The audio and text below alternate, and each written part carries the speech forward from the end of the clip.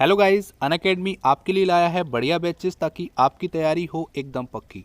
आज ही सब्सक्राइब करें अनअकैडमी प्लस पर और पाएं Ankush Lamba, Ashish Arora, Nimisha Bansal, team ABP, team NASA और इंडिया के और भी कई टॉप एजुकेटर्स एक ही प्लेटफॉर्म पर। आपको बैचेस बिल्कुल बेसिक से हाई लेवल मिल जाएंगे, प्रैक्टिस और प्रीवियस ईयर क्वेश्चंस के साथ। सारे बैचेस और कोर्सेज में आपको डेडिकेटेड डाउट सेशन भी मिलेंगे। एक ऐसा मौका जहां आप एजुकेटर के साथ लाइव इंटरेक्ट करके अपना डाउट क्लियर कर सकते हैं। इसी सब्सक्रिप्शन में आपको मॉक टेस्ट भी मिल जाएंगे, डिटेल एनालिसिस और एक्सप्लेनेशन के साथ। अगर आप बैंक एग्जाम की तैयारी कर रहे हैं तो ये सही मौका है इस अपॉर्चुनिटी का लाभ उठाने का। अपकमिंग बैचेस की लिस्ट आप स्क्रीन पर देख सकते हैं। 31 दिसंबर के बाद प्लस सब्सक्रिप्शन की फीस बढ़ा दी जाएगी। बिना किसी वक्त जाया किए सब्सक्राइब करें अनअकैडमी प्लस पर और इस मौके का फ़ायदा उठाएं। तो बिना किसी देरी किए जाइए और अनअकैडमी प्लस का सब्सक्रिप्शन ले लीजिए और मेरा कोड इस्तेमाल करना ना भूलिएगा। मेरा कोड है AGRI10। तो एग्री10 मेरा कोड है। इसको लगाते ही आपको 10% का इंस्टेंट डिस्काउंट मिलेगा जो ऑलरेडी अप्लाइड होगा। So let's crack it.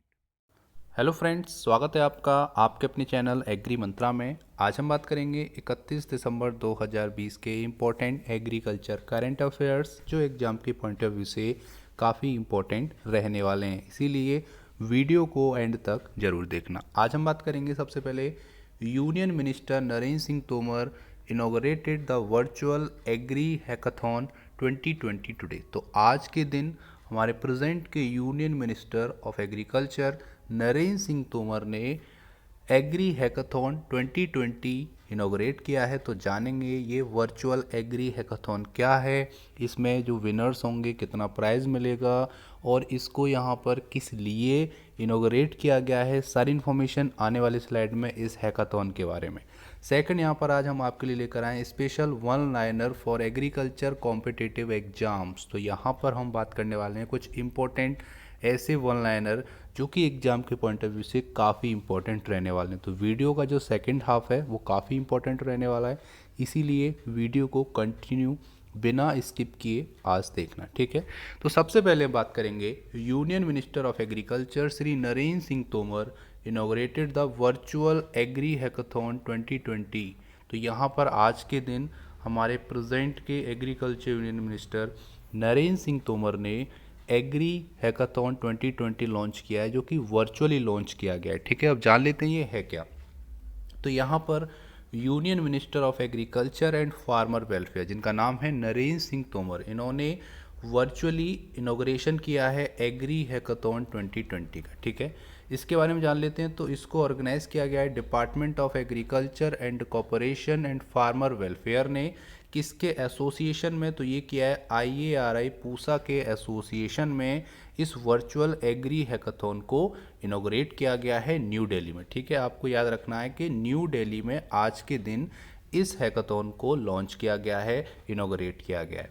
आगे अगर हम बात करेंगे तो यहाँ पर इस ओकेजन पे union agriculture minister Narendra Singh Tomar ने बोला है that beside the hard work of the farmer and the research of scientists has lead to self sufficiency in food grain. तो इनका कहना है कि किसानों की कड़ी मेहनत के अलावा वैज्ञानिकों के शोध से हम खाद्यान्न में आत्मनिर्भर हुए हैं। तो मतलब है कि भारत की बात करेंगे तो खाद्यान्न की कंडीशन में अगर हम देखें तो खाद्यान्न के पॉइंट ऑफ व्यू से भारत आत्मनिर्भर की तरफ अग्रसर है। तो ये बहुत अच्छा पॉइंट है हमारे सभी फार्मर्स के लिए और जो भी लोग इस भारत देश में रहते हैं सभी के लिए, क्योंकि भारत ऐसा देश बन गया है कि जो अदर कंट्रीज़ को भी ग्रेन प्रोवाइड करा रहा है, यहाँ से एक्सपोर्ट होता है अलग अलग कंट्रीज़ को। तो ये बहुत अच्छी बात है, ये खुशी की बात है भारत के लिए। तो यहाँ पर बात करेंगे तो जो एग्री इंडिया हैकाथॉन है वो बहुत बड़ा, ठीक है, largest virtual gathering to create dialogues and accelerate innovation. तो यहाँ पर संवाद बनाने और नवाचार में तेजी लाने के लिए सबसे बड़ी वर्चुअल मीटिंग है ये। तो यहाँ पर जो भी इनोवेशन हो रहे हैं उसको एक्सेलरेट करने को, ठीक है, इनोवेशन की स्पीड को और बढ़ाने के लिए, ताकि एग्रीकल्चर फील्ड में और नए आविष्कार हों, इन्वेंशन हों, ताकि जो प्रोडक्शन है वो एग्रीकल्चर में उसको बढ़ाया जा सके, जिससे क्या होगा कि आने वाले समय में, जैसा कि आपको पता है, कंटिन्यू जो पॉपुलेशन ग्रोथ है वो बढ़ रही है, मतलब पॉपुलेशन की जो ग्रोथ वो कंटिन्यू हो रही है, ठीक है। आपको भी पता है कि 2025 के बाद चाइना से भी आगे भारत निकल जाएगा अगर हम पॉपुलेशन के पॉइंट ऑफ व्यू से बात करेंगे। तो जब पॉपुलेशन बढ़ जाएगी तो वहाँ पर फूड की डिमांड इंक्रीज़ होगी और उसको फुलफ़िल करने के लिए फूड प्रोडक्टिविटी हमको क्या करना पड़ेगा, उसको बढ़ाना पड़ेगा, यील्ड को इंक्रीज़ करना पड़ेगा। और ये तभी पॉसिबल है जब हम हर फील्ड में, चाहे वो कल्टीवेशन की बात हो, प्रोसेसिंग की बात हो, हम ज़्यादा से ज़्यादा मशीनीकरण करें, टेक्नोलॉजी को यूज़ करें ताकि यील्ड बढ़ जाए, ठीक है। और यहाँ पर लॉसेस कम हो जाएं। अगर हम लॉसेस भी कम कर लेते हैं तब भी हम काफ़ी हद तक ये बोल सकते हैं कि हम सेल्फ सफिशिएंट हो जाएंगे कई चीज़ों में। खासकर एग्रीकल्चर पॉइंट ऑफ व्यू से की बात करेंगे तो कुछ क्रॉप्स और कुछ आपके जो वेजिटेबल्स हैं, जो कि आपके प्राइमरी क्रॉप और वेजिटेबल्स हैं जिन पर पूरी दुनिया निर्भर रहती है। जैसे बात करेंगे आपका पोटैटो हो गया, टमाटो हो गया, आपका अनियन हो गया, और अगर ग्रेन में बात करेंगे तो चावल, गेहूँ, ये आपके प्राइमरी बोल सकते हो ग्रेन है जिन पे ऑल ओवर द इंडिया जितनी भी पॉपुलेशन है वो डिपेंड रहती है। तो ऐसी चीज़ों को देखते हुए ये जो एग्री हैकाथॉन 2020 इनोवेट किया गया है, इसका उद्देश्य यही है कि जो इनोवेशंस हो रहे हैं उनमें और तेज़ी लाना, ठीक है। यहाँ पर कुछ एप्लीकेशन इनवाइट किए गए हैं। अगर मैं बात करूँ तो यहाँ पर 20 जनवरी तक जो भी इनोवेटर्स हैं, जिनके माइंड में कोई भी आइडिया है या फिर आपके पास कोई प्लान है, ठीक है, तो आप 20 जनवरी तक एक एप्लीकेशन फॉर्म जो कि वहाँ से आपको मिलेगा उसको आप फिल कर सकते हैं, जिससे आपको मौका मिलेगा अपने इनोवेशन को बताने का। अगर वो इनोवेशन पास होता है तो वहाँ पर आपको, जब आप विनर हो जाएंगे, जब आप विनर बन जाएंगे तो आपको कैश प्राइज़ दिया जाएगा 1 लाख रुपीज़ का, ठीक है। तो 1 लाख रुपीज़ का आपको कैश प्राइज़ मिलेगा अगर आपका जो इनोवेशन है वो सेलेक्ट होता है। टोटल 24 विनर्स को ये 1 लाख का अलग अलग प्राइज़ दिया जाएगा। यहाँ पर 3 एलिमिनेटर राउंड होंगे।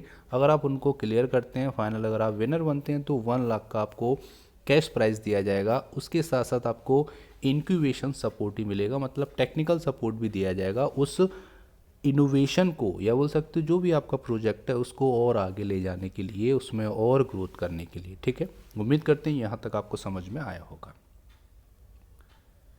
आगे अगर हम बात करें तो यहाँ पर है the 2 month long event is the first of its kind and the largest virtual event in the history of Indian agriculture. तो भारत के कृषि इतिहास में पहली बार सबसे बड़ा ऐसा प्रोग्राम होने जा रहा है जो कि सपोर्ट करता है इनोवेशंस को एग्रीकल्चर फील्ड में, जो कि 2 महीने का होगा, ठीक है।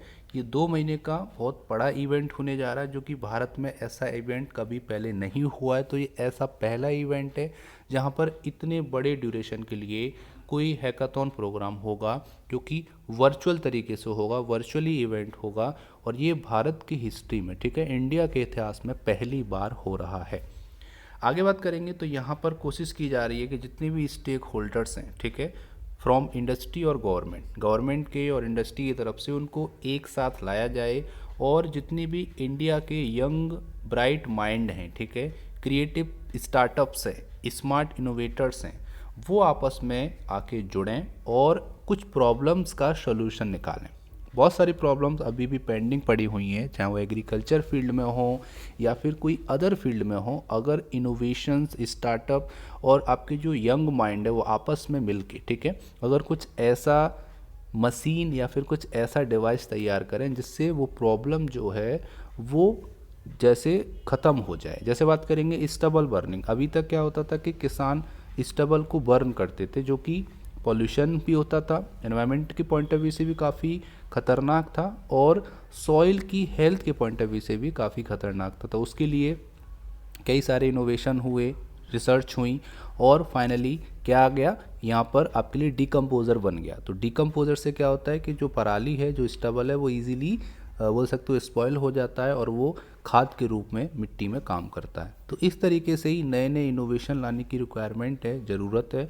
तो उसी को सपोर्ट करने के लिए ये एग्री हैकाथॉन 2020 आज के दिन इनोग्रेट किया गया है। हमारे प्रेजेंट के union agriculture minister Narendra Singh Tomar ने इसको किया है। तो उम्मीद करते हैं यहाँ तक आपको करंट अफेयर समझ में आया होगा, और हेल्पफुल लगा होगा। आगे चलते हैं, अब बात कर लेते हैं आज के important one liner agriculture competitive exam के पॉइंट ऑफ व्यू से जो काफ़ी इंपॉर्टेंट है। तो यहाँ पर हमने पिछले कुछ समय के वन लाइनर इकट्ठे किए हैं, तो डिटेल में जान लेते हैं। तो सबसे पहले ICAR central coastal agriculture research institute observe स्वच्छता पखवाड़ा फ्रॉम 16 to 31 दिसंबर। तो यहाँ पर 16 से 31 दिसंबर तक ICAR के central coastal agriculture research institute ने ऑब्जर्व किया है स्वच्छता पखवाड़ा, ठीक है, जो कि 16 से 31 दिसंबर के बीच में किया गया। यहाँ से भी क्वेश्चन आ सकता है। सेकंड, यहाँ पर a total of 46 food processing project were completed और ऑपरेशनाइज। तो यहाँ पर बात हो रही है अब तक 46 फूड प्रोसेसिंग प्रोजेक्ट ऐसे हैं जो कंप्लीट हो चुके हैं या फिर ऑपरेशनलाइज हैं, ठीक है। जैसे बात करेंगे mega food park 3, cold chain 15 है, यूनिट 21 है और फूड टेस्टिंग लेबोरेटरी 7 है। तो इसको और आप ऐड करेंगे तो ये 46 फूड प्रोसेसिंग प्रोजेक्ट हो जाएंगे जो कि अभी हाल ही में कंप्लीट हो गए या फिर अभी बोल सकते हो ऑपरेशन में है।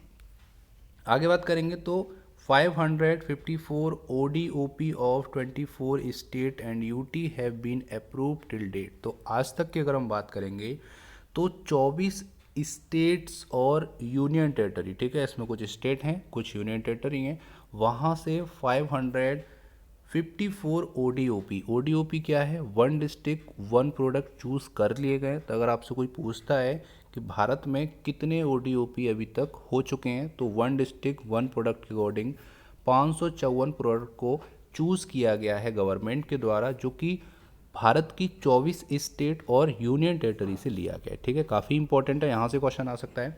और आगे बात करेंगे तो ministry of FPI food processing industry launch N all India centrally sponsored PM formalisation of micro food processing enterprises, जिसको PMFME स्कीम के नाम से जाना जाता है, जो प्रोवाइड करती है financial, technical and business support for upgradation of existing micro food processing enterprises. तो जो अभी हाल ही में माइक्रो फूड प्रोसेसिंग एंटरप्राइजेज हैं उनको फाइनेंशियली सपोर्ट करने के लिए, टेक्निकली सपोर्ट करने के लिए और बिजनेस सपोर्ट देने के लिए ये PM formalisation of micro food processing enterprises scheme launch की गई है, जो कि मिनिस्ट्री ऑफ FPI ने इसको लॉन्च किया है।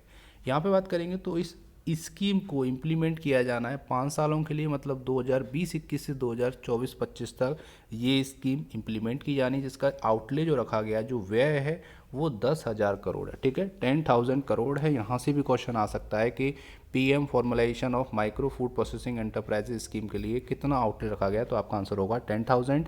अगर क्वेश्चन आता है कितने ईयर्स के लिए इसको इम्प्लीमेंट किया गया, तो 5 सालों के लिए 2020-21 से 2024-25 तक। आगे बात करेंगे तो इस स्कीम को कैबिनेट ने अप्रूवल दिया था 20 मई 2020 को, और इसके जो गाइडलाइन है वो इशू हुए थे 19 जून 2020 को, और इस स्कीम को लॉन्च किया गया था by the honourable minister and minister of state of FPI on 29 जून। तो 29 जून को इस स्कीम को फाइनली लॉन्च किया गया और 20 मई को कैबिनेट का अप्रूवल मिला, ठीक है। तो ये अभी आपको याद रखना है, काफ़ी इंपॉर्टेंट है। यहाँ से डायरेक्टली क्वेश्चन पूछे जा सकते हैं क्योंकि ये रिसेंट में ऐसी स्कीम है जो लॉन्च हुई है, यहाँ से कंफर्म क्वेश्चन बनने की पूरी उम्मीद है, इसीलिए इनको नोट डाउन करते रहना। बाकी आपको PDF हमारे टेलीग्राम चैनल और व्हाट्सएप ग्रुप पर भी मिल जाएगा।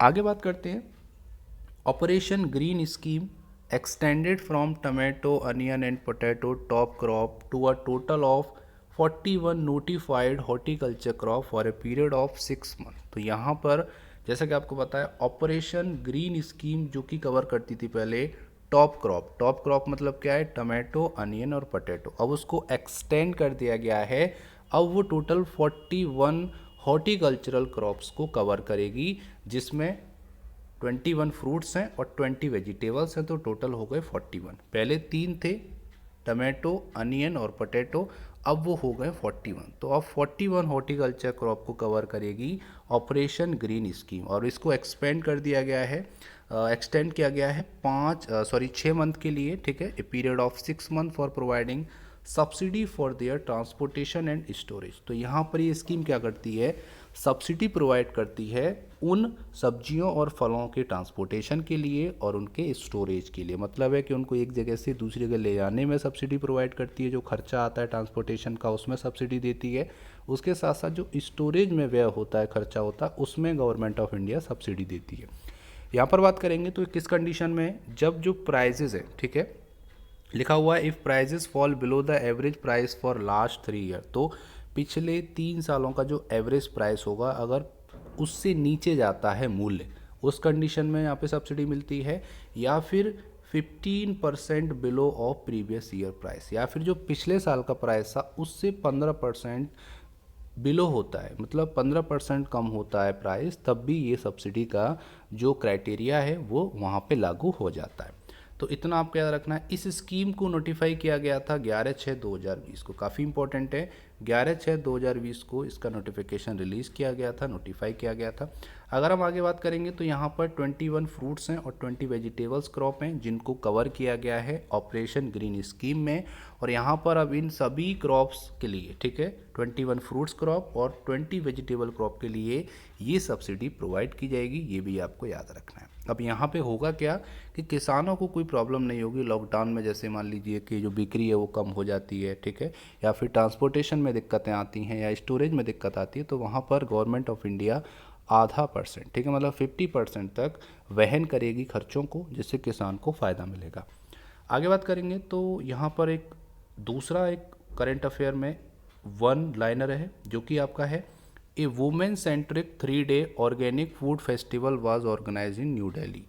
तो यहाँ पर फरवरी मंथ में वुमेन सेंट्रिक 3 दिन का ऑर्गेनिक फूड फेस्टिवल ऑर्गेनाइज किया गया था नई दिल्ली में, जो चला था 21 से 23 फरवरी 2020 तक, ठीक है। तो 21 से 23 फरवरी आपको डेट याद रखनी है। क्या क्या चला था, ऑर्गेनिक फूड फेस्टिवल चला था, न्यू दिल्ली में इसको ऑर्गेनाइज किया गया था। तो यहाँ पर इसका उद्देश्य क्या था, तो उद्देश्य था जितनी भी वुमेन एंटरप्रेन्योर हैं, ठीक है, for capacity building and economic empowerment. तो यहाँ पर वुमेन्स को अपॉर्चुनिटी देना, ठीक है, उनको उद्यमी बनाना और यहाँ पर इकोनॉमिकली एम्पावर करना वुमेन्स को, ये उद्देश्य था इस ऑर्गेनिक फूड फेस्टिवल का, जो कि फरवरी मंथ में ऑर्गेनाइज किया गया था। नेक्स्ट बात कर लेते हैं तो यहाँ पर 74वें इंडिपेंडेंस डे पर, ठीक है, ministry of food processing industry ने एक मंथली अवेयरनेस कैंपेन लॉन्च किया था जिसका नाम था यूनाइटेड बाई फूड, ठीक है। सीधे सीधे क्वेश्चन आ जाएंगे कि यूनाइटेड बाई फूड किस मिनिस्ट्री ने लॉन्च किया, या आ सकता है कब लॉन्च किया गया, तो 74वें इंडिपेंडेंस डे पे किया गया। तो ये सारे काफ़ी इंपॉर्टेंट हैं, तो यहाँ पर आपको कैंपेन का नाम याद रखना है और कब लॉन्च किया गया ये याद रखना है। नेक्स्ट बात कर लेते हैं तो सेप्टेम्बर मंथ में मिनिस्ट्री ने यहाँ पर एक और कैंपेन लॉन्च किया था जो था nutrition month campaign of ministry of women and child welfare, जिसका नाम था प्रोसेस्ड यानी पौष्टिक, ठीक है। ये भी एक कैंपेन का नाम है, प्रोसेस्ड यानी पौष्टिक। इसको भी मिनिस्ट्री ने सितंबर मंथ में लॉन्च किया गया था और ये खासकर वुमेन्स के लिए और बच्चों के वेलफेयर के लिए, उनके संपूर्ण विकास के लिए इस कैंपेन को लॉन्च किया गया था। ये भी आपको याद रखना है, सितंबर मंथ में किया गया था, आपको मंथ भी याद रखना है। अब बात करेंगे अक्टूबर मंथ में एक और सोशल मीडिया कैंपेन चला था जिसका नाम था अन्न देवोन भव, ठीक है। अन्न देवोन भव का उद्देश्य क्या था, aim at providing people with information about process food as well as traditional food. तो यहाँ पर लोगों को प्रोसेस फूड और उसके साथ साथ ट्रेडिशनल फूड के न्यूट्रिशन के बारे में जानकारी प्रोवाइड करने के लिए ही इस कैंपेन को लॉन्च किया गया था अक्टूबर मंथ में। ये भी आपको याद रखना है, ठीक है। आपको कैंपेन का नेम याद रखना है, अन्न देवोन भव, ठीक है। इसका उद्देश्य क्या था कि लोगों को प्रोसेस फूड और ट्रेडिशनल फूडों के बारे में जानकारी मिले कि ट्रेडिशनल फूड्स क्या होते हैं और प्रोसेस फूड क्या होते हैं, उनमें न्यूट्रिशन कितने होते हैं, कौन से फूड हेल्पफुल रहते हैं, कौन से नहीं रहते हैं, सारी चीज़ें उस कैंपेन में चलाई गई थी, बताई गई थी लोगों को। और लास्ट वन लाइनर बात करेंगे, in past 14 month 28 state and union territory have join the one nation one ration card scheme. तो यहाँ पर टोटल अगर आपसे क्वेश्चन पूछ लेता है तो 28 स्टेट और यूनियन टेरिटरी प्रेजेंट में, ठीक है, ऐसे हैं जहाँ पर one nation one ration card scheme implement हो चुकी है। यहाँ पर मार्च 2021 तक सभी भारत की जितनी भी स्टेट्स हैं और यूनियन टेरिटरी हैं सबको कवर करने का टारगेट सेट किया गया है मार्च 2021। आज की डेट में बात करेंगे तो 28 स्टेट और यूनियन टेरिटरी ऐसे हैं जहां पर one nation one ration card scheme implement हो चुकी है और करेंटली लोगों को बेनिफिट मिल रहा है। इस स्कीम से फ़ायदा क्या है कि जो राशन कार्ड धारक होगा वो किसी भी स्टेट का हो और प्रेजेंटली कहीं भी रह रहा हो, ठीक है, कहीं भी नौकरी कर रहा है, जॉब कर रहा है, तो वो अपने हिस्से का राशन कहीं से भी ले सकता है। अब ये मैंडेटरी नहीं है कि उसको अपना राशन लेने के लिए अपने होम टाउन अपने घर जाना होगा। अब वो अपने हिस्से का राशन किसी भी स्टेट में रह के कहीं से भी ले सकता है। ये स्कीम चलाई गई थी, इसीलिए इसका नाम रखा गया था one nation one ration card. मतलब आपका एक राशन कार्ड है और एक नेशन का, तो मतलब है कि जो राशन कार्ड है वो पूरे नेशन का है। तो आप कहीं भी रहोगे, आपको आपके हिस्से का जो भी क्राइटेरिया गवर्नमेंट ऑफ इंडिया की तरफ से सेट किया गया है उतना आपको जो ग्रेन है, चाहे वो गेहूँ हो, चावल हो, दाल हो, वो आपको प्रोवाइड किया जाएगा। तो इसका काफ़ी फ़ायदा लोगों को मिला है। अभी तक 20 स्टेट ऐसे हो चुके हैं। मार्च 2021 फाइनल इसका टारगेट, तो देखते हैं कंप्लीट हो पाता है या नहीं। अभी तक आपको इतना समझ में आना चाहिए। उम्मीद करते हैं यहाँ तक आपको समझ में आया होगा, वीडियो अच्छा लगा होगा। अगर अच्छा लगा तो वीडियो को लाइक करना और इस वीडियो को सभी ग्रुप में शेयर करना। अब बात करेंगे आज के प्यारे क्वेश्चन की, लेकिन उससे पहले बात करेंगे पिछले वीडियो में पूछे गए क्वेश्चन के आंसर के बारे में। क्वेश्चन था what is the scientific name of green gram. तो यहाँ पर ग्रीन ग्राम का साइंटिफिक नेम पूछा गया था। आंसर है विग्ना रेडियाटा, ठीक है, काफ़ी इंपॉर्टेंट है। अब बात करेंगे यहाँ पे इंपॉर्टेंट क्वेश्चन आज का, तो ICAR central research institute for jute and allied fibre, जिसको ICAR CRIJAF के नाम से जाना जाता है, वो किस स्टेट में स्थित है। तो आपको स्टेट का नाम बताना है कि ICAR central research institute for jute and allied fibre कहाँ पर स्थित है। इसका सही आंसर आपको कमेंट बॉक्स में लिख के भेजना है। तो टाइप कीजिए आंसर और भेज दीजिए हमारे चैनल पर। हम आपके वैल्यूएबल कमेंट का बेसब्री से इंतजार कर रहे हैं। ये था आज का इंपॉर्टेंट सेशन। इसका PDF आपको हमारे टेलीग्राम चैनल और व्हाट्सएप ग्रुप में मिल जाएगा, जिसकी लिंक आपको डिस्क्रिप्शन बॉक्स में दे दी है। So thank you for watching. जय हिंद, जय भारत।